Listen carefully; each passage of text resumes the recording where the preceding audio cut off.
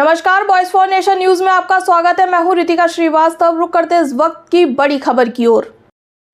श्री कृष्ण जन्म स्थान पर कॉरिडोर बनाए जाने की मांग एक बार फिर जोर पकड़ने लगी है। श्री कृष्ण जन्मभूमि मुक्ति न्यास के लिए कई वर्षों पहले अन्न त्याग चुके पंडित दिनेश फलाहारी महाराज ने आज प्रधानमंत्री नरेंद्र मोदी को अपने खून से पत्र लिखकर आग्रह किया है कि लोकसभा में एक नया विधेयक लाकर मुगल काल के अवैध अतिक्रमण को हटाने की कृपा करें। उनका कहना है कि पूजा स्थल अधिनियम 1991 यानी वर्शिप एक्ट कांग्रेस का षड्यंत्र था, जिसके चलते आज भी श्री कृष्ण जन्म स्थान पर अवैध कब्जा बना हुआ है। उन्होंने प्रधानमंत्री नरेंद्र मोदी से अपील की है कि वे सनातन धर्म के गौरव की रक्षा के लिए इस अधिनियम में संशोधन करें और नया कानून लाकर 13.37 एकड़ भूमि पर भव्य श्री कृष्ण कॉरिडोर का निर्माण कराएं। पंडित दिनेश फलाहारी ने कहा कि मोदी जी ने धारा 370 हटाई, अयोध्या और काशी में ऐतिहासिक कार्य किए, इसलिए अब मथुरा की बारी है। इस मांग को संत समाज भी भरपूर समर्थन दे रहा है। स्वामी उमेश महाराज ने प्रधानमंत्री को दिव्य पुरुष बताते हुए कहा कि अगर वे श्री कृष्ण जन्मभूमि पर कॉरिडोर बना देते हैं तो यह कार्य सभी संतों की तरफ से आशीर्वाद का पात्र होगा। महामंडलेश्वर रामदास महाराज ने भी प्रधानमंत्री के कश्मीर, काशी और अयोध्या में किए गए कार्यों की सराहना करते हुए मथुरा में कॉरिडोर निर्माण की अपेक्षा जताई है। वहीं प्रदेश अध्यक्ष गुंजन शर्मा ने कहा कि श्री कृष्ण के मूल गर्भगृह को स्वतंत्र कराना समय की मांग है। दिनेश फलाहारी द्वारा लिखा गया खून से पत्र अब सोशल मीडिया पर भी वायरल होने लगा है और उन्होंने इसे प्रधानमंत्री नरेंद्र मोदी के एक्स अकाउंट पर टैग करते हुए साझा किया है। वृंदावन में एक बहुत बड़ा विशाल कॉरिडोर बन रहा है। काशी में भी आपने कॉरिडोर बनाया है।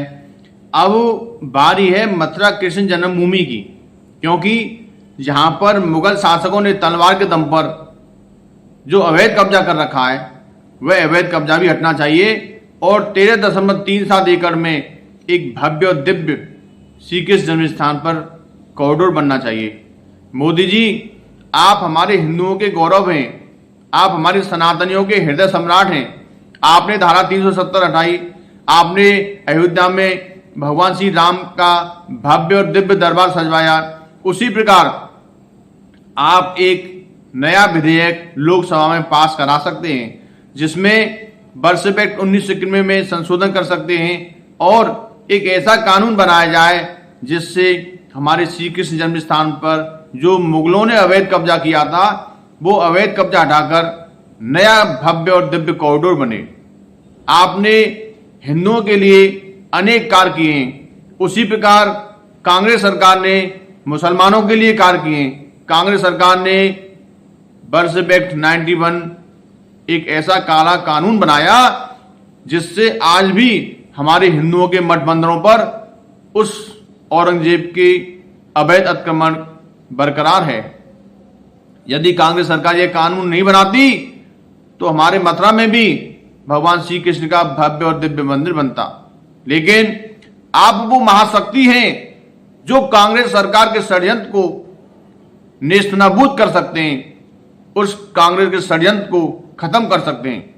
आप नया विधेयक बनाकर लोकसभा में पास कराकर हमारे सनातनी 100 करोड़ हिंदुओं के जो आस्था का केंद्र है भगवान श्री कृष्ण जन्म स्थान का मंदिर, वहां पर अवैध कब्जे को हटाकर भव्य दिव्य मंदिर कॉरिडोर के द्वारा बना सकते हैं। आप ही वो महाशक्ति हैं जो हमारे हिंदुओं के सपने को पूरा कर सकते हैं। नमस्कार, मैं गुंजन शर्मा, प्रदेश अध्यक्ष श्री कृष्ण जन्मभूमि संघर्ष न्यास।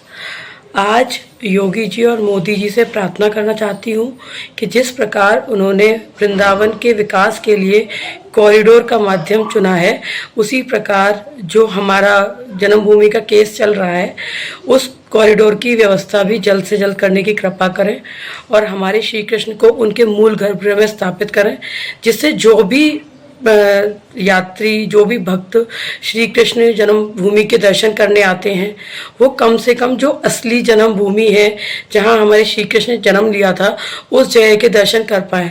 लोग बहुत दूर दूर से आते हैं, दुनिया और देश के किसी भी कोने से केवल जन्मभूमि के दर्शन करने आ रहे हैं, उसके बावजूद उनको जो मूल गर्भगृह है उसके दर्शन नहीं मिल पा रहे। वो किसी और ने उस जगह को जो घेर के रखा है।